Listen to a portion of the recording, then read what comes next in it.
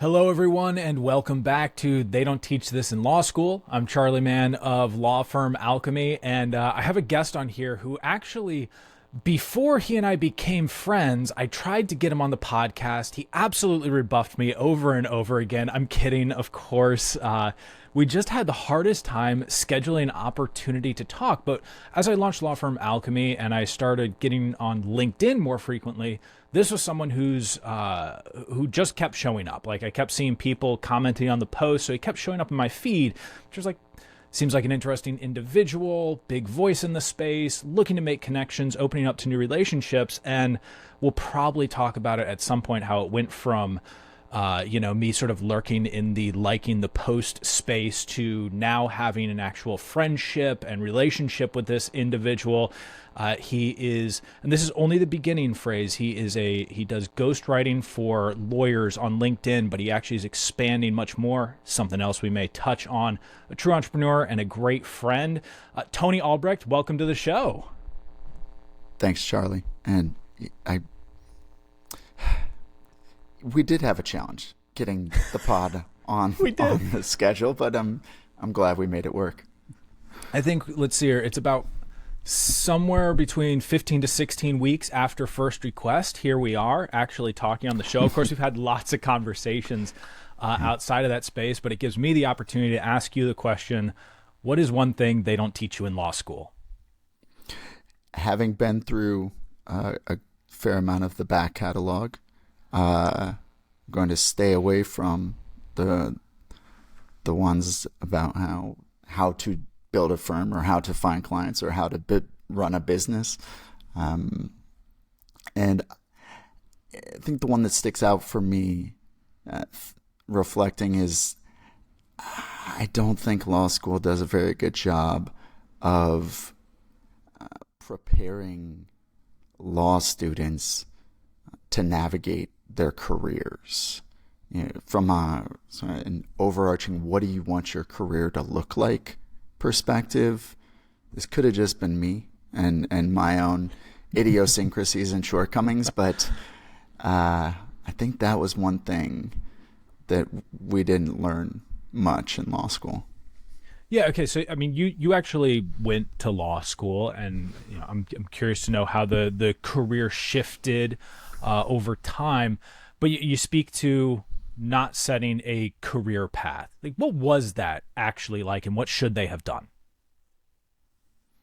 Well, my own career trajectory, it's been unusual, but I finished law school in 2009, and I'm going to give you like the, let's say, 90-second version of this backstory. But all right, I'm starting the clock.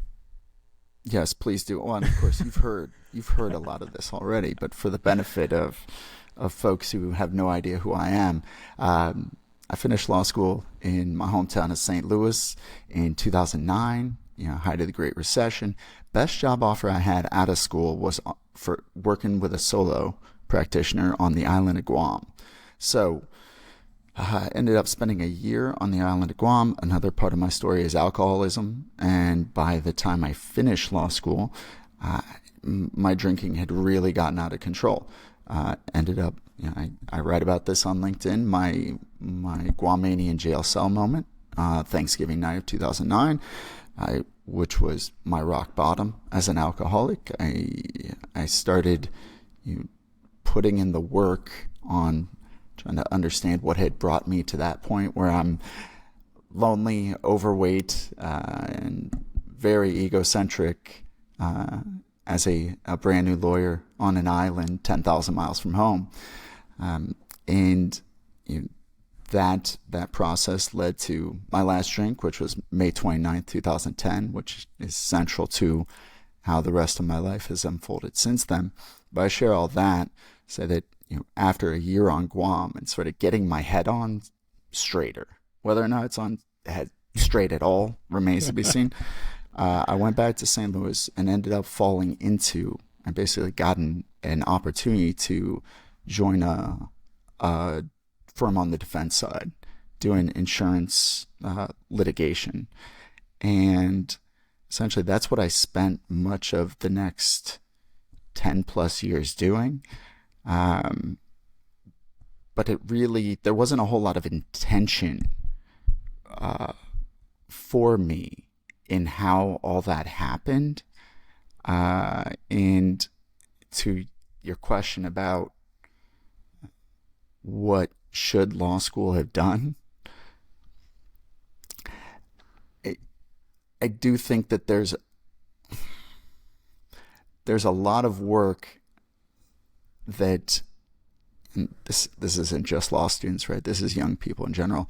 There's a lot of work we can do to prioritize our values and who we want to be in the world that can then inform what that career path looks like. And then there's also the aspect of when you're 22, 24, 25 years old, chances are you still don't necessarily have a great idea what you want to be when you grow up, right? Definitely not. And so I remember feeling this pressure, certainly by the time I was out of law school, and arguably I should have had a clear idea what I wanted to do with my career. But feeling like I needed to find that linear path, right? And then just like start following it. But I'll pause there. Well, look, I was a theater major in college, Mm-hmm. and it throughout all the years, it's all scene study. It's like I do use it as a parallel in some ways to law school, in that it is an attempt to create a specific vertical in your life. In this case, becoming an actor. Not as much intellectual rigor necessarily as being a lawyer, but it's a very specific path. And all of what we worked on was scene study. There was one whole class in 4 years at college that was about auditioning. And it was this haphazard, slapdash, hey, you're going to work on a single monologue that you can go and use, and it's going to be a 1-minute monologue because that's the majority of auditions. Not a lot about how to go find a gig. Nothing about like the importance of networking, very little about, I do remember one professor said, hey, it's really cool. You can write off Netflix on your taxes, as if as a college student, I understood what write off on a tax bill meant at all. But I do look at that as like a really good parallel comparison to law school, where everyone that I talk with says it is much more about the intellectual rigor as opposed to, okay, you now have this skill set. Here's how you actually find an opportunity to apply the skill set. That is a really interesting point of comparison. Yeah, with what you're saying, that makes perfect sense. You're focusing on developing the skill of acting and the craft, and in law school, that's what you spend a whole lot of time doing. Right, that's what law school is almost entirely. Though I would say I think law school may even be worse than what you're saying. Ooh. Whereas at Shots least fired. with what you were doing, you were learning the skills that you were then going to try to go out in the world and enact, right? Like if you were able to get those auditions and get those parts, then you would apply what you had learned in theater school. Whereas in law school, I still maintain that a lot of those the skills that you actually need when you're practicing law, so many of the things that are around basically dealing with humans, like client interactions, interacting with opposing counsel, interacting with people in courtroom situations, like just sort of dynamic problem solving and creative solutioning when it comes to what's going on in cases. Not a whole lot of that in law school, in a way that when you get out, it seems like you've learned some things about what the law is and how to write in a certain way, but there's so much learning on the fly that didn't come. Yeah, sometimes it requires a Guamanian jail cell, as you've said, right? There's these big awakening moments, and I know for you, Tony, that you had, you've had other awakening moments, and certainly one of them has to be the day that you decided, hey, the law isn't for me. I need to figure out a different path. So I'd love to dig into that journey a little bit. So just open up that. All right. So I understand we don't have 6 hours for this podcast episode, but I describe my career trajectory at this point as one where I probably shouldn't have gone to law school initially. I think it was the worst version of myself who decided to go, and I understand now that I was hiding. I was hiding from what I really wanted to try doing, which was around writing. And really, I now understand that I should have been probably starting companies, from when I was 20, 21, 22. I just never saw that as a career path. So, the combination of that, kind of my wiring, I don't think I'm wired like a lot of lawyers in some ways. And then just that sort of struggle with addiction. I think I provide as background to say that I don't know how good of an example I am, but I also say I've torched my career twice now, and the first time was in 2013 when I decided to take a sabbatical from my young career to wrestle with the questions that you just brought up. And I intended to spend a year traveling and reevaluating, and ended up doing some contract work as an attorney along the way, and starting a couple businesses. And that 1 year turned into 4 years between full-time roles in litigation. I went back to litigating full-time in St. Louis in 2017. But over the course of that 4 years, I got a much clearer sense of what I brought up at the outset of who I wanted to be and kind of how I wanted to be, in the world and with what I pursued in my career. And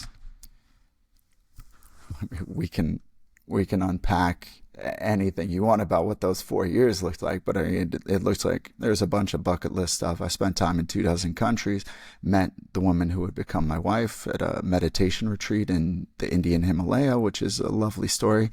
So it's this really formative time that came at a peculiar point in my early 30s. But after going back to litigating in 2017, I had a great opportunity to work with a friend and build an office, and I had a really good experience. Actually, I really appreciated the chance and what we were able to accomplish. Where when we started, there was no guarantee that this thing was going to work. Where he had been tapped to start an office for a national firm. And he was actually the third person tapped to try to build this office. And the first two had just been dumpster fires. Ooh. And when he brought me in as his first hire, this dude who hadn't had a job in 4 years, it may not have looked particularly encouraging to the mothership on the East Coast. But we succeeded in establishing a foothold in the market in St. Louis, building a team. I think he's now he has 8 attorneys. His staff is about 15, where we had started with the 2 of us and a paralegal. And yeah, Joe he's killing it in what he's doing. And I spent 4 years helping build that practice. But over the course of time, by the time we got to the end of 2020, I was on track to make partner in 2021, but was able to look out into the future and just knew I didn't want to do that. I didn't want to spend the next 15 years doing what I'd been doing, which was a difficult decision. But ultimately, my wife, who's Canadian, had agreed to move to St. Louis in 2017. She told me I had 5 years before I'd be going to Canada. She was serious. So we were at this inflection point where in late 2020, the choice was basically, she was ready to go to Canada. And so it was, do we stay in St. Louis? I make partner, and then, we're probably there for the duration. Yeah. Or do we make the move and then kind of see what the next chapter of my career looks like, where that's what we decided to do. Partner was taken off the table. I was able to continue doing that until I figured out what would come next. And it's a long answer to that question, Charlie. It's a real rabbit hole there.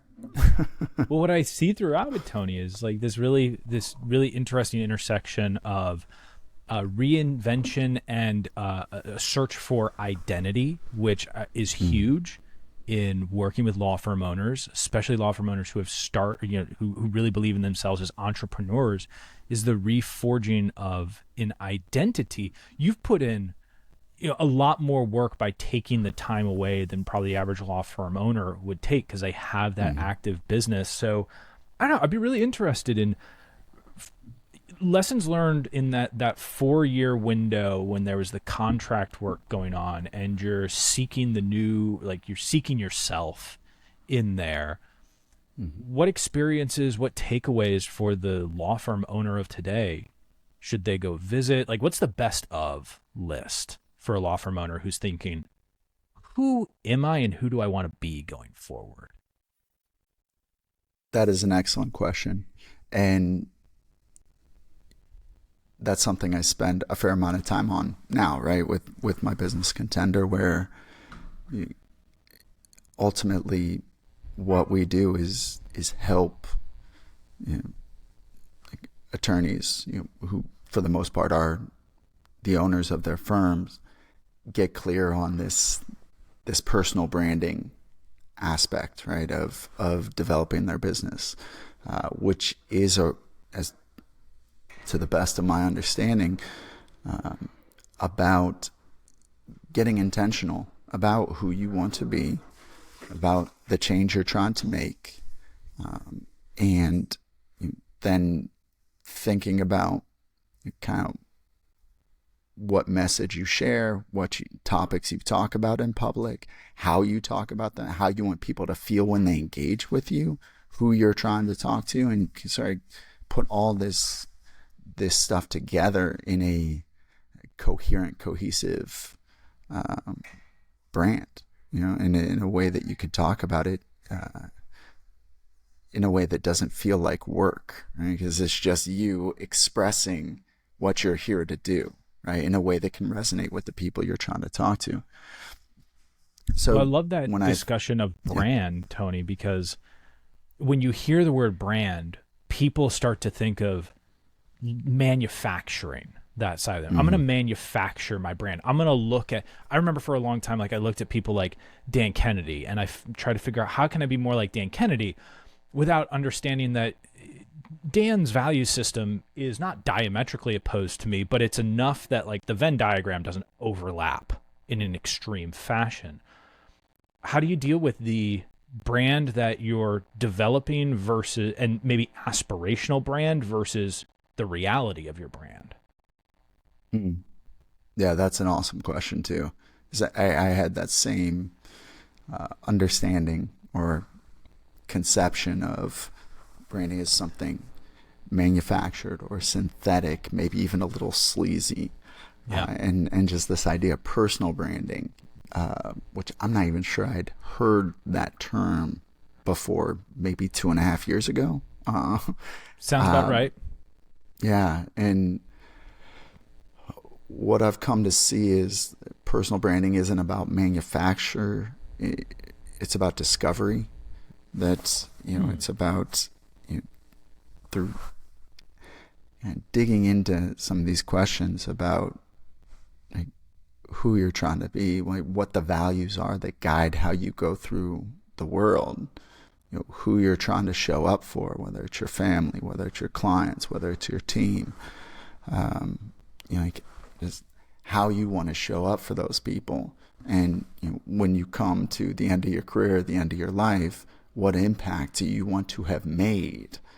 That sort of reverse engineering is like those things tell us some really essential things about ourselves, right? What we value. And they have an influence on then how we go, about doing our work, right? And so what I've found in this business, where essentially that's what we do, right? We help people get clear on what those messages are, and then we find ways to communicate them effectively, right? So that they can reach people and spread.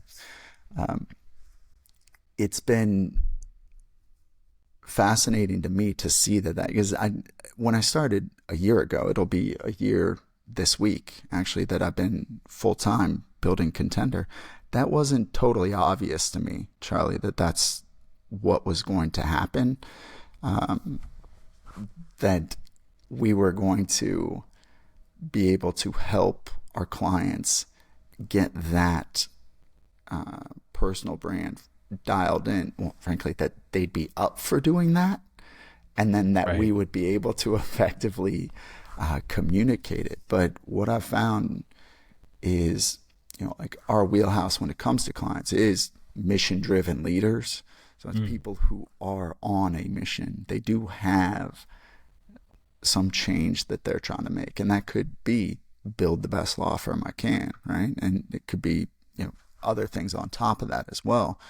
But what we found is that when you have that change you're trying to make in the world, and you have some sense of who you are, and you have some sense of what you value, right? That question of how we go through the world,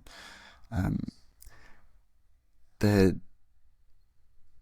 brand piece just falls into place in a way where it isn't about trying to put a facade forward, right, to try to trick people into trusting you.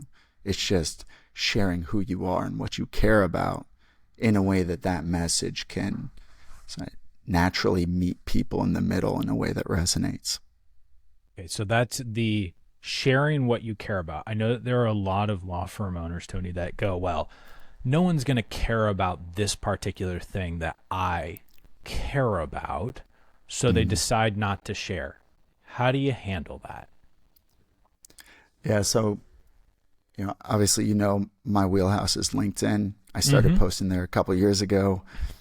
Didn't have high expectations for that engagement because, like just about every lawyer on earth, I learned that LinkedIn was for announcing you changed jobs or sharing press releases or blog posts about some esoteric update in the law. What I discovered was that because of the way we all learned how LinkedIn works, there's just this incredible opportunity for getting people's attention and being able to talk directly to people.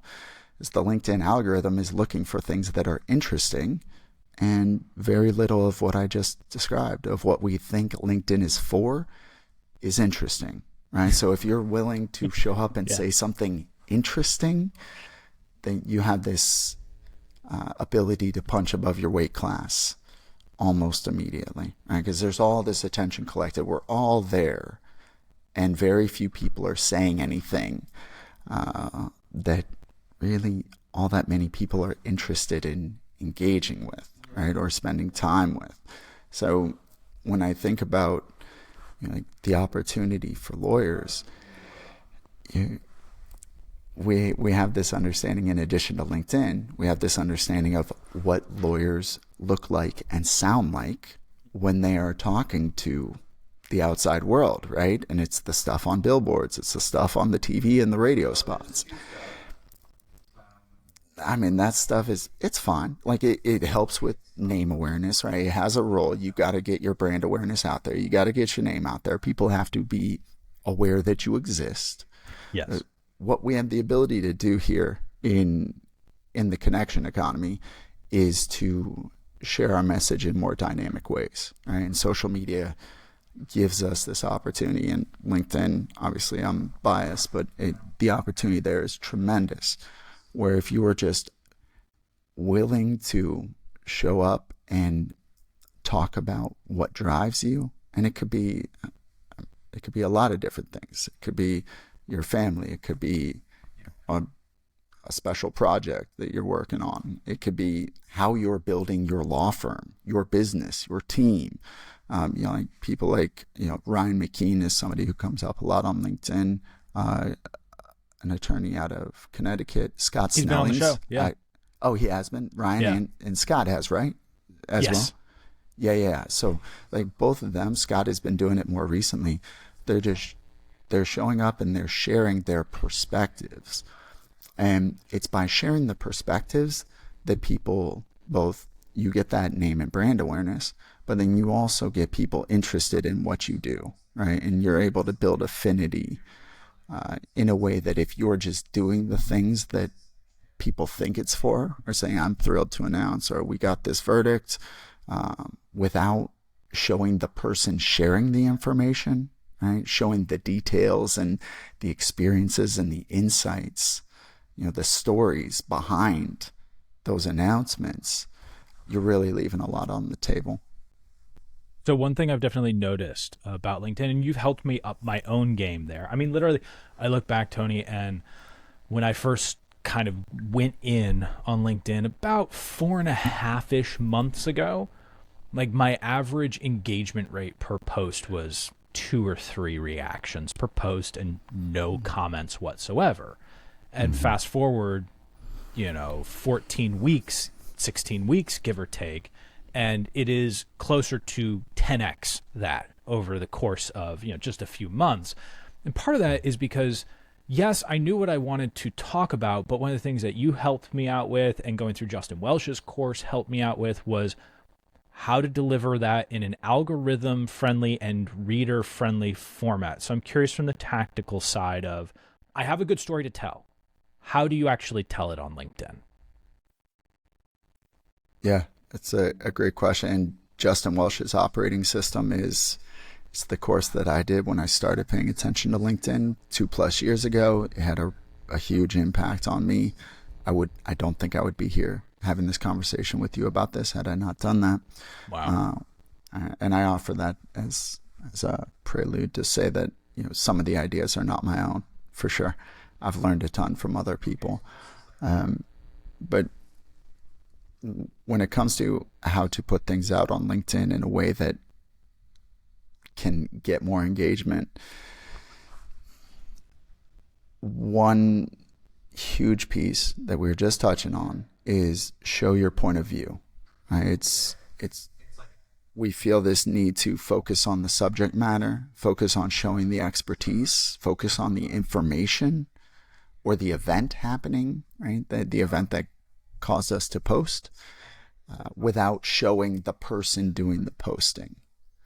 And when starting out, the point of view is mission critical. If you don't show who you are, that perspective, and you've been using a lot of photos, which, that's solid. And you're also incorporating a lot of personal details about your family, about your business. Those things are mission critical. Like as you get bigger and as people start to, develop a level of trust that what you're talking about, then you can get away with showing less of yourself in certain posts and just focusing on the information. But initially, this is social media. Be social. Like show yourself, right? I had a hard time with that. I mean, I remember like you were saying things like, hey, you might actually have to use the word I in the first sentence of your post. I was really afraid of that because I come from more of a long form copywriting school where I had space to tell a story, the opportunity to flex on a headline, and then maybe I deliver the stuff about me about a third of the way in and start layering that. And I remember you sending me a message. It was like, cut the fat, right? Just cut the fat from the post. Immediate improvement there. But you're saying, okay, make it about your point of view, and eventually you can maybe layer in the I'll call it the more corporate side of things, the broader informational side. Sure. Well, and I think you're a really interesting example of how to make progress on LinkedIn, where you're in a kind of a tough spot, Charlie, where uh, and I know this from having practiced law and now being a vendor who works with law firms and also having clients who are lawyers where I get to see what their LinkedIn DMs look like. Um, Yeah. oh, they're ugly, man. They're ugly. There are so many people looking for a piece Oh my of gosh, yes. firm owners, right? And it's there's so much noise. So for you, as you know, as a marketer by training, right? So like somebody where there's going to be potentially like when a law firm owner might see you, they might see, okay, you're just trying to sell me, right? Mm-hmm. So like there's like that defensiveness right off the bat, and just about every firm owner I deal with Oh yeah. is in that position, right? So for you, with what you're doing, I think you're doing such a good job of showing who you are, showing what you care about, showing how you help and who you help in your content, um, that somebody can get a sense of, do I like Charlie, right? Before anything else, right? So the the way that I think about how to use LinkedIn for somebody like you or for the position I find myself in is this idea of how do you build affinity through your content in a way that somebody on the other side decides that they kind of like you, right? That, and you start to build that affinity and trust before, uh, trying to make anything else happen. And like that's true for us, and that's also true uh, for firm owners, where the most of the people I'm working with are trying to stay top of mind with referral sources, right? But then I think the same principles apply if you're doing more B2C, where you're trying to get leads for directly from clients, um, where that aspect of uh, it is counterintuitive. Like we feel like we need to show our subject matter expertise, and that's what's going to get people. Yeah. But ultimately, people aren't looking for the subject matter expertise until they need it, right? Like what they're looking for is having that person on speed dial in the event they ever need them, right? And so whether you're, a trust and estates attorney who's looking for, people who need help with getting their wills in order, or you're a personal injury attorney who's trying to stay top of mind with other attorneys who might refer cases. The challenge and the opportunity on a platform like LinkedIn is, how do I show up in a way that people want to engage with me more, right? That I'm showing enough of myself that somebody can see who I am and say, I, I like you. I like you. I'm interested to hear more from you. Because that really is how this um, sort of marketing game in the age of social media works, right? Whereas if you Oh can yeah. do that, then if you're doing just straight subject matter expertise stuff, then chances are people aren't really going to engage, which means that your reach really isn't going to grow, right? So like people aren't seeing what you're putting out. Whereas if you put out the stuff like what you're doing, like the aforementioned Ryan Scott, um, when somebody sees one of your posts, they are more interested to see the next one, right? And the LinkedIn algorithm is going to be more likely to show that next post, right? And so you're able to then get in front of somebody consistently, repeatedly over some length of time, right? And it's through that repetition that you start to kind of lodge in somebody's mind, right? Where you mentioned at the outset, right? All of a sudden I was showing up on your feed a bunch, right? And the very simple reason for that is because without, being too tickled with myself, I'm more interesting than the vast majority of what's on your feed, right? Just having a sense of what your Yep. network looks like, right? So like that's the opportunity where the LinkedIn algorithm, when they have somebody who's more interesting, then they're more likely to show you that person's post, not just from the last 2 hours, but from 5 days ago or even upwards of 2 weeks ago.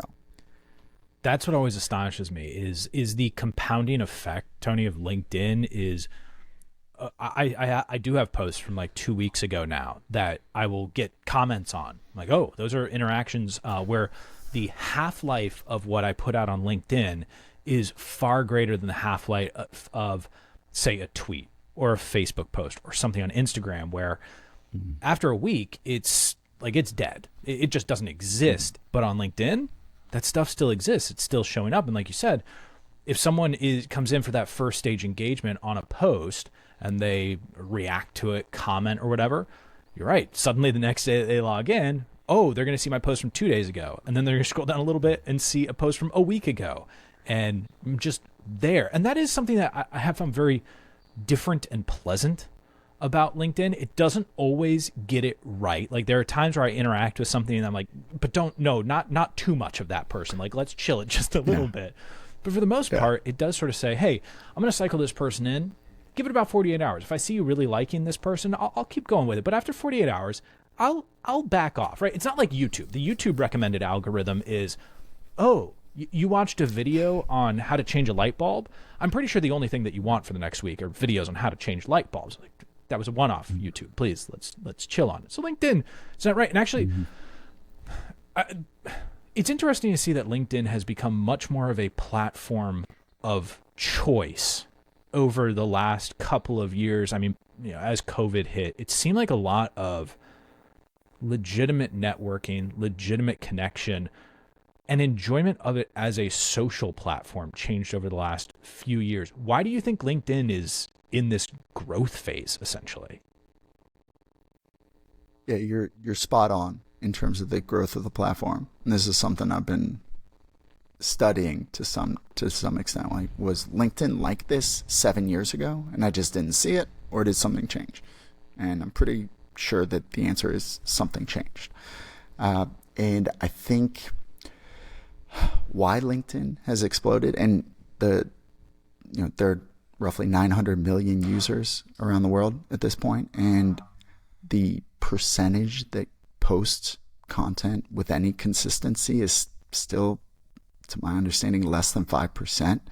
So it's still like a vast majority who are what they call lurkers, or like not actively engaging, despite the fact that a lot of us log in regularly. But my sense of why that is the case is largely around trust. And I think it's tied to the identity piece, where if you're on Twitter or you're on Facebook or TikTok, I mean, I started getting more involved in TikTok a few months ago, and I was like, more than half the people who are following or engaging with me, these are not real people, right? It's just obvious.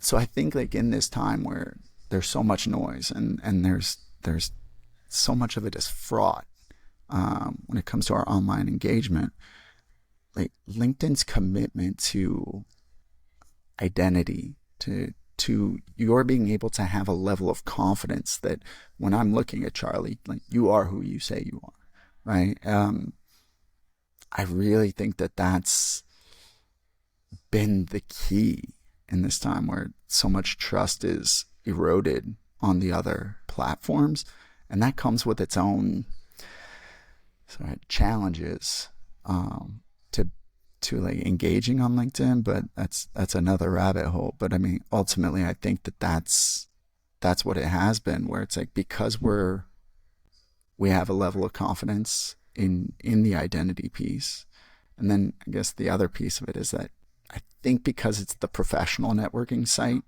people are going to be on better behavior than they might be other places. So you don't have the same level of potential vitriol or just the conversations being quite as amped. Yeah. I think those two things are maybe why people have taken to LinkedIn the way they have. Yeah, it's funny. As you were going through that, Tony, I figured out a new tagline for LinkedIn: social media with 99% less catfishing. You're talking about, it's like real people we can try. Yeah, so that's what it feels like, right? Although I will say some of the pitches that I get on there feel like the professional version of catfishing, but at least it's a professional version. We're going to sell you leads, rather than I'm going to be your girlfriend. Yep. So it's so funny here, Tony. We're at the end of the show, this particular episode, and I'm already like, oh man, we've only scratched the surface. You joked earlier we could do like 6 hours just on, identity. We could do another 6 hours on tactics for any social media platform of starting business, all that. So we're going to continue this conversation at some point. You're going to be back for more episodes. I'm volunteering you for that. So everyone, send it if you have additional questions that you want to follow up with Tony. Actually, real quick, if people want to reach out to you, Tony, they're curious about this, they want to connect with you, they want to know more about what you do, and then I have one final question for you. How should they reach out? LinkedIn is the best place to find me. It's it's where I spend the most time, and it's where I'm the most responsive. So I will just direct people to my LinkedIn profile.